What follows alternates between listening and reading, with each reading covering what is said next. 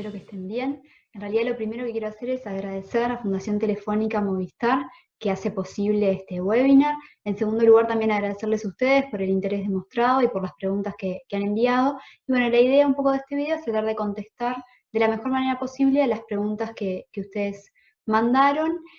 Lo que hicimos fue organizarlas por grupos o por temas para que fuera un poco más clara la respuesta y no se repitieran preguntas y respuestas.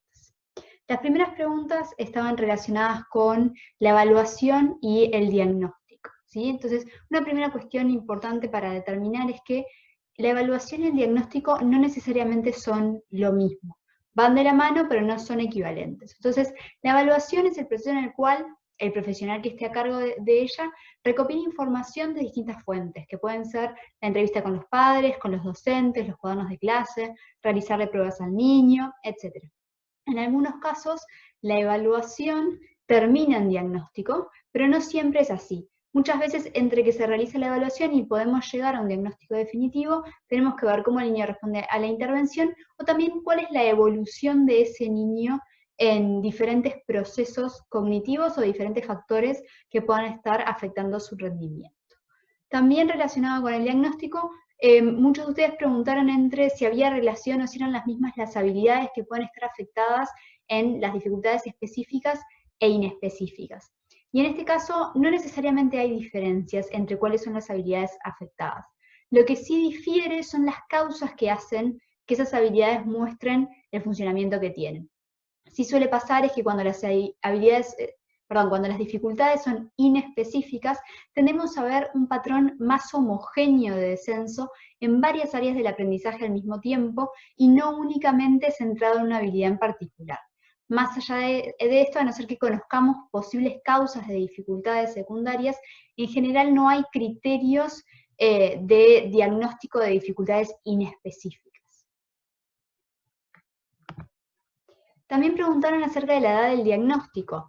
En general, no hay una edad puntual en la cual sí o sí se tenga que hacer un diagnóstico, sino que en realidad lo importante es considerar que como las dificultades específicas de aprendizaje en general refieren a habilidades que pueden alteradas de lectura, escritura o matemática, necesitamos darle tiempo al niño para que tenga la oportunidad de realizar el aprendizaje formal de esas habilidades antes de decir que tiene una dificultad en esas áreas. Por lo tanto, como esta enseñanza formal empieza en primaria, no podemos hablar de una dificultad específica de aprendizaje antes de que el niño comience primaria, ya que no le hemos enseñado las habilidades que se encuentran descendidas en los casos de dificultades específicas de aprendizaje. También preguntaron acerca de cuáles son los beneficios del diagnóstico temprano y si en general un diagnóstico tardío empeora la situación o empeora la dificultad en sí misma. En este sentido, las dificultades específicas de aprendizaje no tienen el mismo patrón que pueden tener otras enfermedades más de carácter médico. Lo que sí observamos es que los niños que tienen dificultades de aprendizaje suelen generar sus propias estrategias para enfrentar las distintas tareas. Y muchas veces las estrategias que ellos generan de manera autónoma no son las más adaptativas posibles. Por otro lado, otro efecto de un diagnóstico más tardío o de perder la oportunidad de hacer un diagnóstico temprano es que, como las dificultades específicas de aprendizaje lo que afectan son lo que llamamos habilidades instrumentales, estas suelen ser la puerta de entrada a otros aprendizajes, por lo cual una detección tardía puede generar repercusiones en otros aprendizajes. Por último, usualmente también observamos que si bien el desempeño del niño sin intervención no suele empeorar en relación a sí mismo, lo que sí supone es un menor avance del que esperaríamos, por lo cual la brecha entre su propio desempeño y el desempeño de sus pares tiende a alargarse a medida que vamos esperando más tiempo para poder intervenir. Otras de las preguntas que realizaron estaban relacionadas con quiénes son los profesionales que realizan el diagnóstico y cómo es que tomamos las decisiones diagnósticas en ese proceso. Bueno, en lo que refiere a los diagnósticos de dificultades de aprendizaje, en nuestro país no hay una legislatura que delimite qué profesional puede o no realizar el diagnóstico. Eso es sin duda un debe de momento. Y tampoco hay legislatura, que también consultaban, respecto de el acompañamiento que se debe hacer a lo largo de toda la escolaridad de los niños con dificultades específicas de aprendizaje. Lo que sí vimos usualmente en los diagnósticos es que mayoritariamente, actualmente, estos diagnósticos los hacen los psicopedagogos y en algunos casos también neuropediatras o neuropsicólogos. En muchos casos pueden estar involucrados también pediatras, fonoaudiólogos, psicomotricistas, psicólogos u otros profesionales, cuando además vemos que existen otros procesos que pueden estar alterados o nos genera algún tipo de duda el desarrollo del niño en otras habilidades que no son exclusivamente las afectadas por las dificultades específicas de aprendizaje. También preguntaban que se acordaban de haber escuchado que hay muchos puntos de corte diferentes que plantea la literatura. Bueno, ¿cuáles son esos puntos de corte que plantea la literatura? Y acá hay un poco de variedad, como lo decíamos en el webinar. Por ejemplo, hay autores que plantean que el niño debe tener un desempeño que se encuentre 2 años por debajo respecto de lo que se espera para su edad o para su rendimiento, o para su grado, perdón.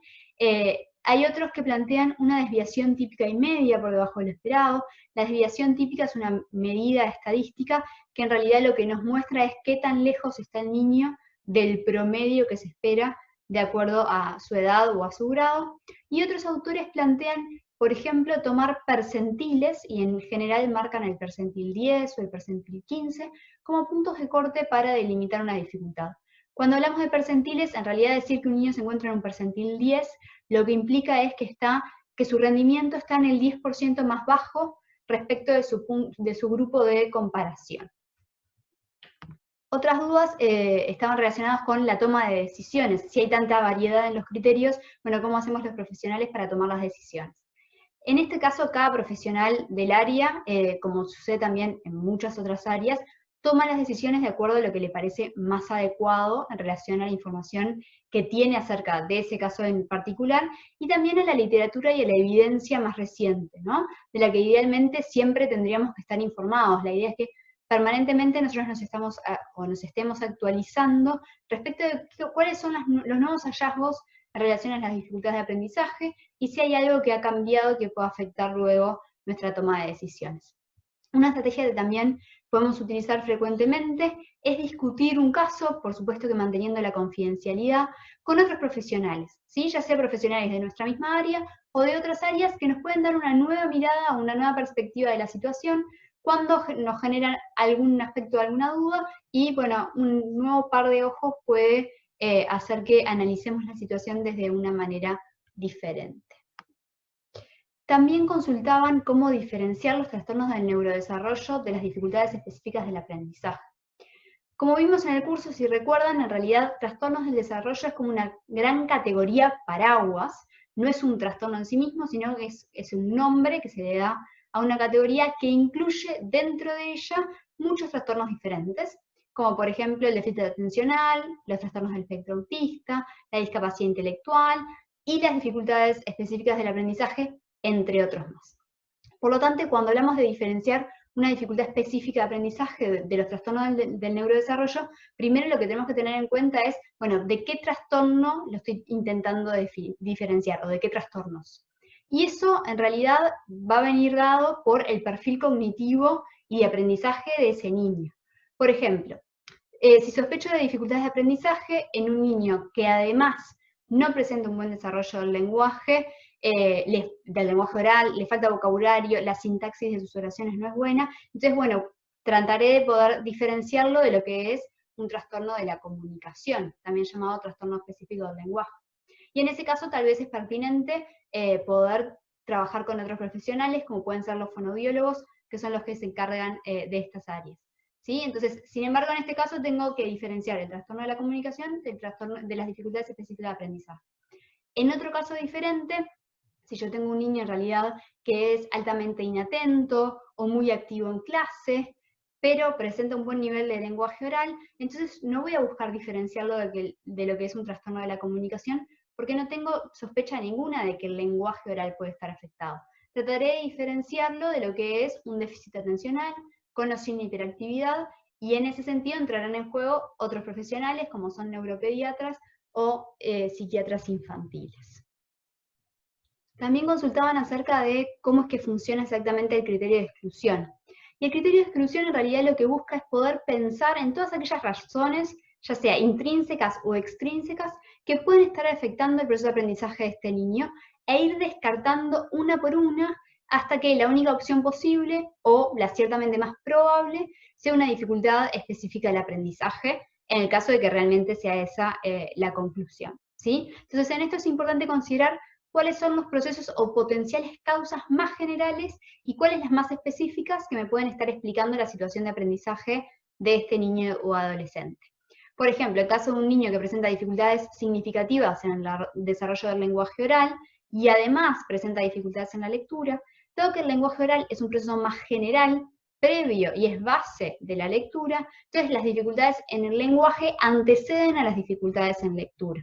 Por lo tanto, iremos más por tratar de ver si este niño tiene un trastorno de la comunicación y es eso lo que está generando dificultades para aprender a leer o para desarrollar la lectura, y en ese caso no se cumpliría el criterio de exclusión y no hablaríamos de una dificultad específica del aprendizaje.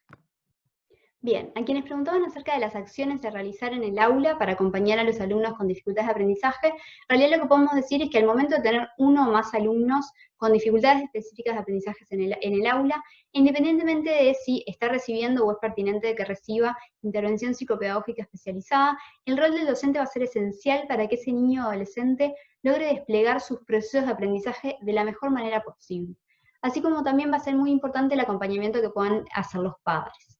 Las estrategias específicas para aplicar en el aula con cada uno de estos alumnos van a depender de las características de aprendizaje de cada niño y de las áreas en las cuales se encuentre la dificultad. Sin embargo, siempre encontramos ciertos lineamientos que pueden ser de utilidad en la gran mayoría de los casos. Uno de estos lineamientos es que es pertinente la posibilidad de darle al niño o al adolescente más tiempo para realizar las tareas que lo que se esperaría para los demás compañeros.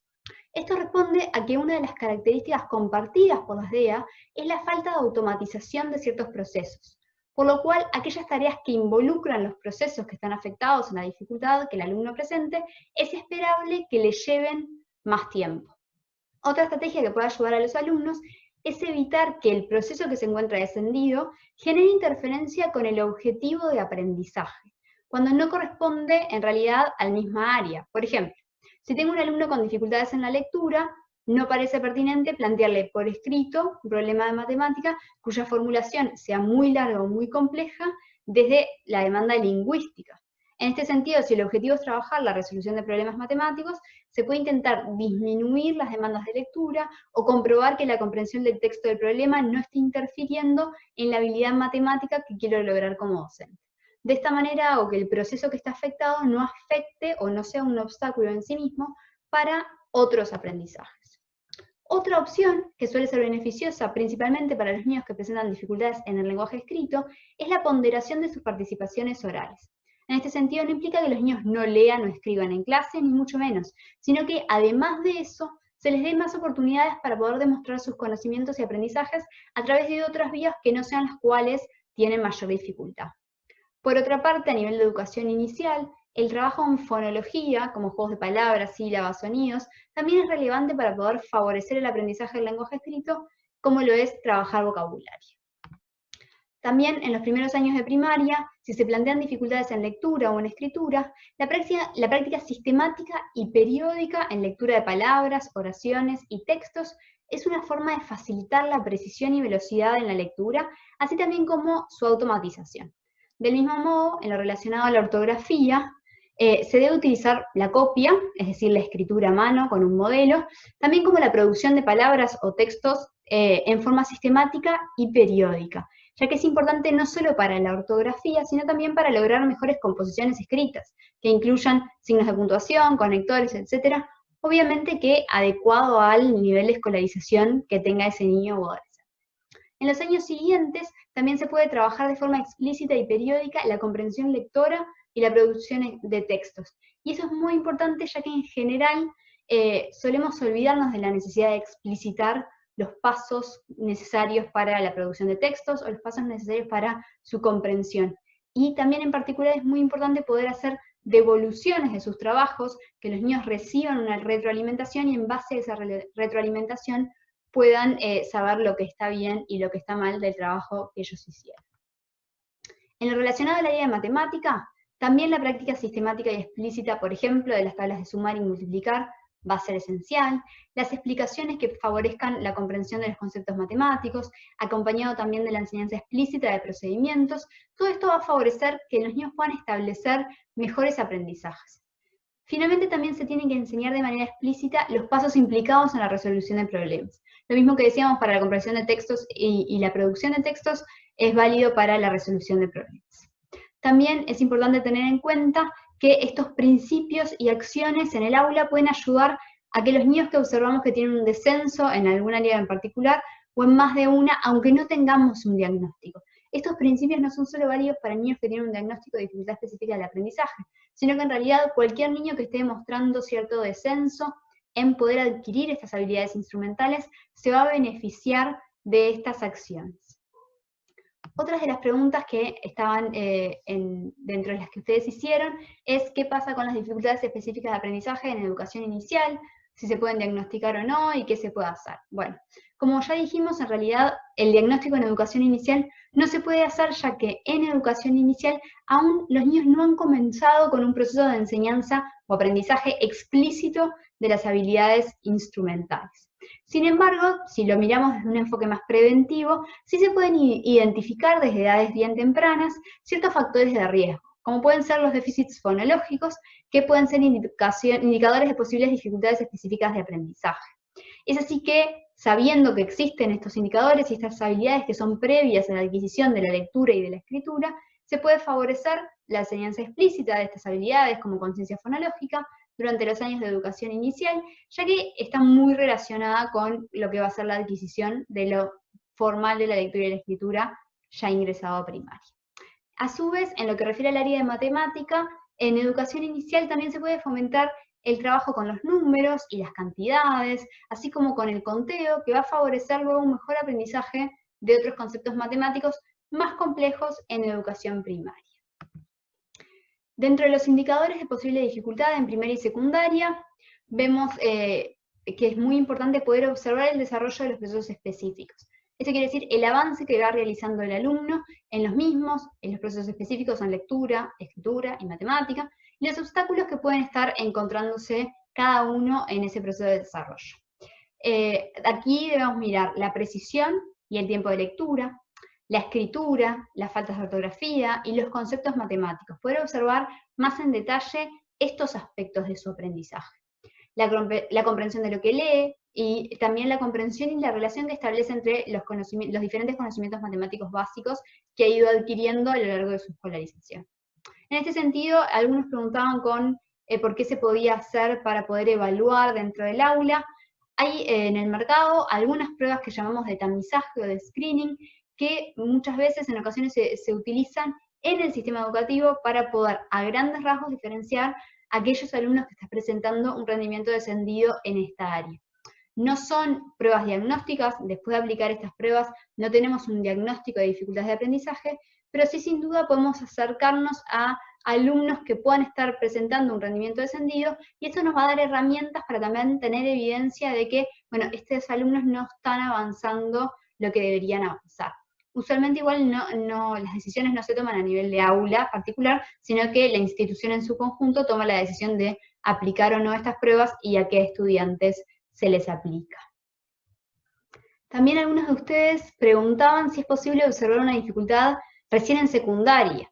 Y en relación a esto sí hay casos, son los menos, no son la mayoría, pero hemos visto algunos adolescentes que hasta ese momento, hasta tal vez secundaria o fines de secundaria, han logrado generar tan buenas estrategias compensatorias que han encontrado la manera de pasar desapercibidos en su dificultad y pueden sobreponerse a los obstáculos que la escolarización les ha ido presentando hasta un determinado momento en secundaria en que ya los obstáculos son demasiados y no logran, con las estrategias que habían generado anteriormente, poder sobreponerse a esos obstáculos también. De todos modos, en la mayoría de estos casos, cuando indagamos, ya sea con el propio adolescente o con la familia, acerca de cómo fue su escolarización previa, de qué estrategias de aprendizaje utiliza, de sus ritmos de trabajo, muchas veces encontramos que los indicios de que podría haber una dificultad ya estaban más temprano, pero que no habían generado o no habían sido lo suficientemente fuertes como para que se hubiese dado una detección anterior de la dificultad y por eso recién aparece en secundaria. Otros de ustedes también preguntaron por qué pasa con estos estudiantes cuando llegan al nivel terciario en el cual no hay adecuaciones, no se adaptan las propuestas y todos son evaluados de la misma manera. Bien, en este sentido, la realidad nos muestra que las personas con dificultades de aprendizaje pueden llegar a cursar la universidad, pueden terminar un curso universitario, pueden desempeñarse como profesionales en sus respectivas áreas de interés. Sin duda, no todas las personas con dificultades específicas de aprendizaje llegan a la universidad, pero sí hay muchas que lo hacen. Y el tránsito que cada una de estas personas, ya jóvenes adultos, tengan por la universidad va a depender mucho de la carrera que elija cada uno y las demandas de esa carrera, y también de sus propios procesos de aprendizaje, tanto de las debilidades que tienen como de las fortalezas que han generado en su paso por la escolarización. Lo que en ocasiones vemos es que los estudiantes con dificultades específicas de aprendizaje tienden a dedicar un mayor tiempo al estudio y mayor esfuerzo para poder lograr los mismos objetivos que sus compañeros. ¿Sí? De todos modos, logran esos objetivos en general, logran buenos resultados, pero lo hacen teniendo que dedicar mayor esfuerzo y mayor tiempo que otros estudiantes. Bien, también había varias preguntas que de distintas maneras hablaban de la relación entre la familia o el docente y la escuela cuando desde la escuela hay sospechas de dificultades de aprendizaje o se ven ciertos descensos, pero desde la familia no necesariamente se colabora o no necesariamente se puede aceptar esta situación. Una de las cosas importantes a tener en cuenta acá es que sin duda el trabajo en conjunto con los padres es esencial, tanto para los docentes como lo es también para los profesionales que trabajamos con los niños con dificultades de aprendizaje, y sin dudas no siempre es fácil esa relación o ese trabajo en conjunto. En primer lugar, siempre hay que tener en cuenta que para el rol del padre, para el padre que recibe esta información, a veces es muy difícil poder aceptar las dificultades de sus hijos, y también dadas las diferencias en el funcionamiento entre lo que es el ámbito escolar y lo que es el hogar, muchas veces aquellas características que para los docentes en el contexto de aula son muy claras y nos dan cuenta de una posible dificultad, en realidad para los padres pasan desapercibidas en la medida en que no aparecen predominantemente en casa, dadas las diferencias de ambos contextos. En esto, sin duda, es que no hay recetas mágicas para trabajar con las familias, y en la medida también que vamos interactuando con cada familia, podemos ir descubriendo cuáles son las mejores maneras de lograr esa colaboración con cada familia en particular, ¿no?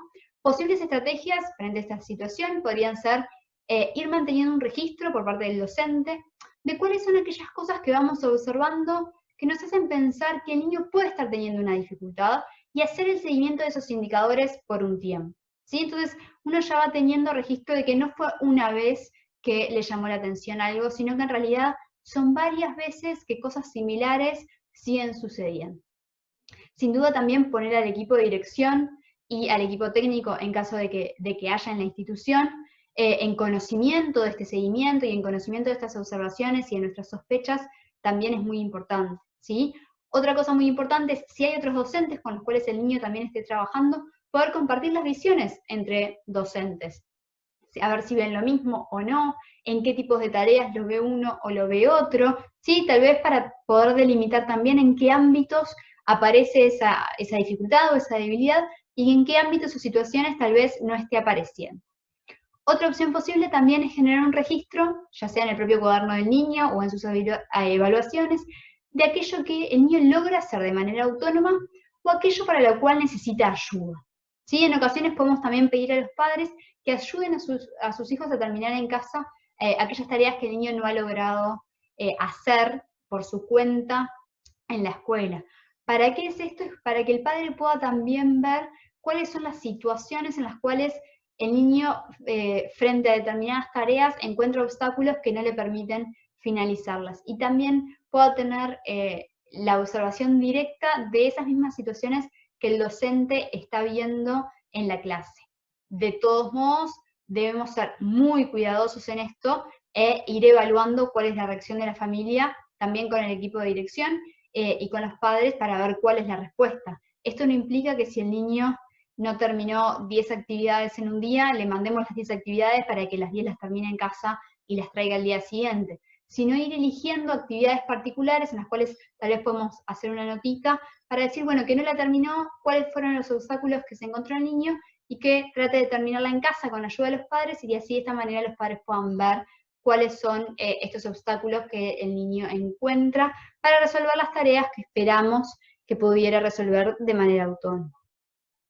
Es bueno también que cuando uno le comunica a los padres la posible necesidad de una evaluación o de un diagnóstico, dadas las sospechas, esta evaluación o diagnóstico no se ha percibido como una necesidad para asegurar que el docente estaba en lo correcto en sus sospechas, sino que la evaluación o el diagnóstico es un medio para determinar la situación de aprendizaje actual, no es un fin en sí mismo, sino que lo que nos permite es conocer con mayor claridad la situación de aprendizaje, cuáles son los próximos pasos a seguir y la mejor manera para acompañar al niño desde la institución educativa. Entonces, esto también es de gran importancia. Otras preguntas estuvieron relacionadas con, en distintos contextos, cómo evitar que el niño se frustre, ¿sí?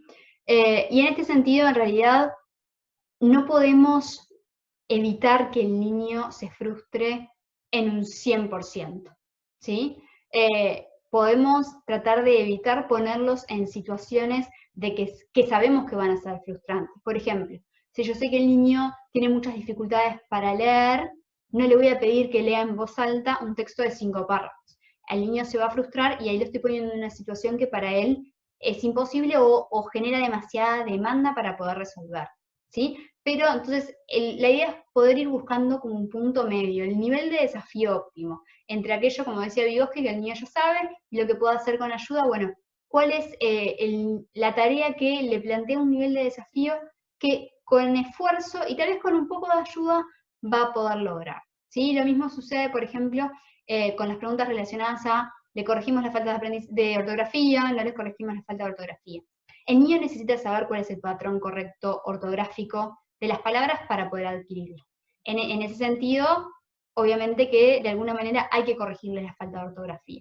Lo que no es necesario es que una carilla del cuaderno tenga la misma cantidad de anotaciones del docente que las que tiene palabras escritas por el niño. Entonces, cuando la cantidad de faltas de ortografía es enorme, bueno, lo que hago es seleccionar cuáles son las faltas de ortografía que voy a corregir. Y esas son las faltas de ortografía en las que voy a trabajar con ese niño o quiero que ese niño avance o practique, ¿sí? Si tengo niños que tal vez están omitiendo letras, se comen letras, no voy a corregirle al mismo tiempo aquellas palabras en las cuales se comió la letra y los tildes y la H. Aquellas palabras en las cuales se comió las letras son mucho más importantes porque no mantienen el sonido de la palabra, no mantienen el significado de la palabra. Entonces, bueno, puedo focalizarme en ese tipo de errores ortográficos y dejar de lado, de momento, la H, los tildes o la regla ortográfica que sea, para dedicarme exclusivamente a ese tipo de error ortográfico. Entonces, voy a marcar las faltas de ortografía, voy a mostrarle el patrón correcto de escritura de algunos grupos de palabras y no de todos al mismo tiempo. Esto es especialmente importante con aquellos niños que realmente tienen muchísimas faltas de ortografía en simultáneo y en distintos niveles de complejidad ortográfica. También preguntaban acerca de si hay que explicarle al niño la dificultad que tiene o cómo comunicarle al niño la dificultad que tiene. Entonces, hay una cosa importante, no es el rol del docente decirle al niño que tiene un diagnóstico de dificultad específica de aprendizaje. Esa responsabilidad en realidad corresponde al profesional tratante en conjunto con la familia, de acuerdo a lo que se haya decidido en ellos, ¿no? Sin embargo, sí es importante saber qué información posee ese niño. ¿Sabe que tiene un diagnóstico? ¿No lo sabe? ¿Sabe el nombre de la dificultad que tiene? ¿No la sabe? Eso sí es importante para que también el docente pueda interactuar con el niño respecto de su dificultad. Entonces, cuando hablamos con los niños de sus dificultades, y porque sabemos que sabe que tiene una dificultad, digamos, una buena estrategia es poder comenzar por aquello que ellos mismos perciben como debilidad, ¿sí? Y muchas veces son bastante conscientes de esas debilidades.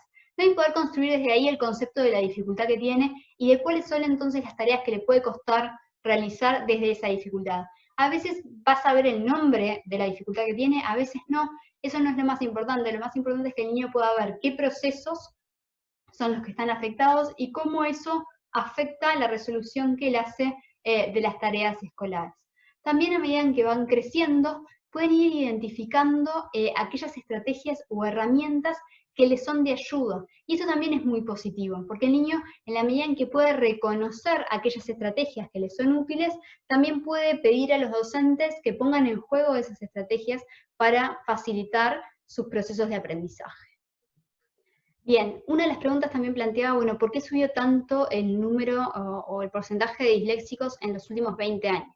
Pero en realidad no tenemos actualmente, ni teníamos hace 20 años, números oficiales de cantidad de niños que tienen un diagnóstico de dislexia. Sí, sin duda, desde el sistema educativo se percibe un aumento en la cantidad de niños. Yo creo que hay gran parte de este aumento percibido que en realidad no responde a que sean más en sí mismos, sino que a esta altura tenemos mucho más conocimiento acerca de las dificultades específicas del aprendizaje, de cómo funcionan los procesos cognitivos, en este caso los procesos cognitivos específicos, y también estamos tendiendo a buscar las causas de un bajo desempeño, considerando muchos más factores de los que tal vez se consideraban hace 20 años, y podemos diferenciar mucho más finamente por qué un niño le puede estar yendo mal en la escuela o por qué puede estar teniendo un proceso de aprendizaje más lento. Entonces, lo más probable es que no haya en sí mismo mayor cantidad de niños que presentan dificultad específica de aprendizaje que hace 20 años,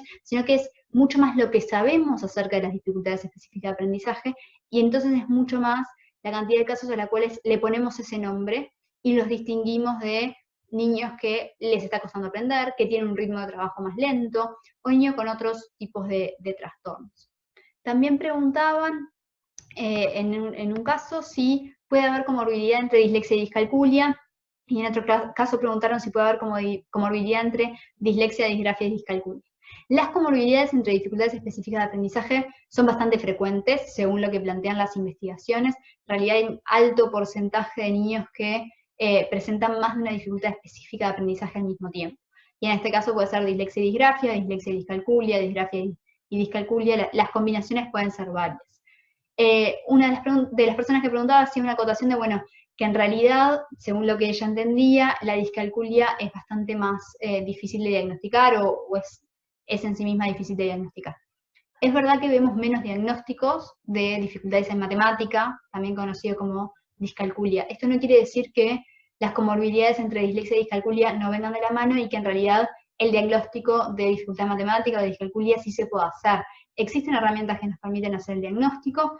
Sí es verdad que la investigación viene bastante más atrasada en lo que son las dificultades en matemática comparado con lo que son las dificultades en lectura y escritura. Entonces, muchas veces esta falta de diagnóstico responde a veces a lo que aún no sabemos exactamente cómo funciona. Y está un poco relacionado a la pregunta anterior, de por qué había menos niños disléxicos hace 20 años de lo que hay ahora, y en este caso, bueno, por qué hay menos niños discalcúlicos de lo que hay disléxicos. Yo creo que en realidad parte de la situación viene explicada por una diferencia en qué tanto se sabe de ambas dificultades, y también porque matemática en sí mismo es un área bastante compleja e intrincada, en la que tenemos procesos cognitivos, pero que también involucran a veces directamente conocimientos o contenidos matemáticos, y diferenciar entre dónde están las dificultades a veces se hace bastante más complejo que en lo que puede ser la lectura o la escritura.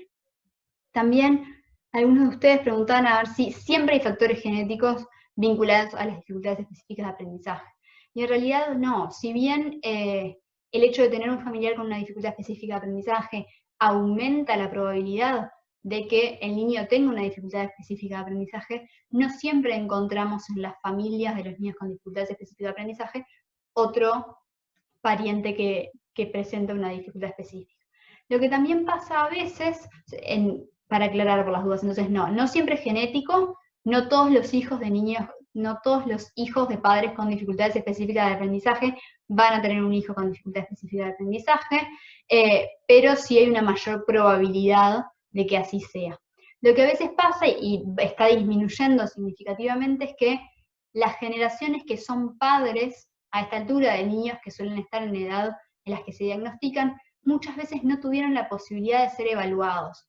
Entonces, si bien no tienen un diagnóstico de dificultad específica del aprendizaje, cuando relatan acerca de sus experiencias de aprendizaje y de su escolarización, vemos muchos de los mismos indicios que estamos viendo en sus hijos, pero que en ese momento no había necesariamente un nombre para ponerle a ese conjunto de particularidades del aprendizaje, por llamarlo de alguna manera.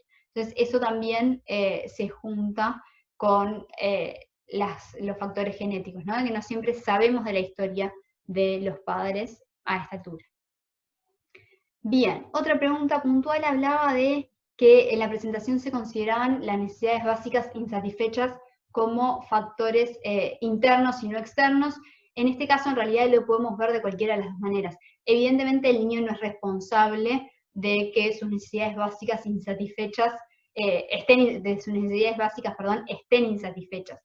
Lo pusimos como interno en la medida en que el hecho de tener necesidades básicas insatisfechas afecta a los procesos internos de ese niño, afecta la nutrición de ese niño, afecta el funcionamiento cognitivo de ese niño. Entonces, en realidad, no es la necesidad básica que no está satisfecha la que genera la dificultad de aprendizaje, es las consecuencias que eso tiene en el funcionamiento de ese niño, en la nutrición, en su desarrollo, lo que va a generar las dificultades no específicas de aprendizaje. En ese sentido, por eso aparecían como internas y no como externas, pero de cualquiera de las dos maneras, en realidad, creo que se puede entender.